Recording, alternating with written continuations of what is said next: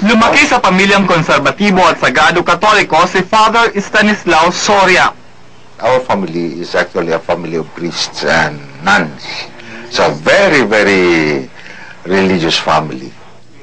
Kaya naman bata pa raw siya, alam na niyang pagpapari ang kanyang magiging misyon sa buhay. Pumasok sa seminaryo at nung unay nagturo muna.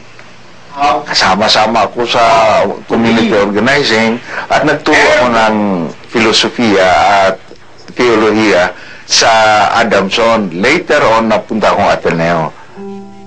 Bilang professor ng theology, naging biyasa siya sa Katolisismo. Naging kasamahan niya si Father Robert Reyes.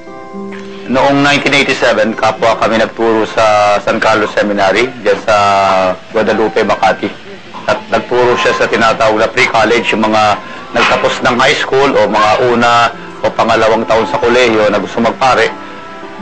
Iahanda muna sila ng isang taon bago sila magsimula ng formal na formation bilang mga seminarista doon sa college department.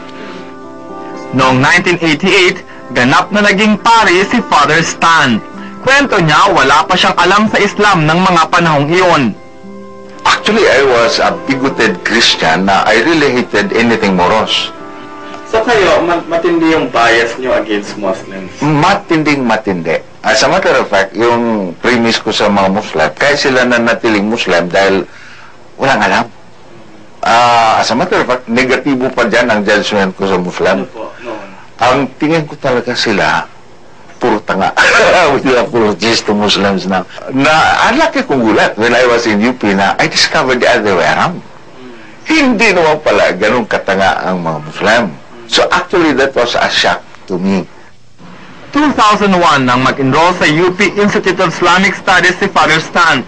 Professor niya noon, si Julkipli Wadi. I requested him to read more on Islamic thought. Tapos naramdaman ko, unti-unti, nagbabago na yung kanyang pananaw.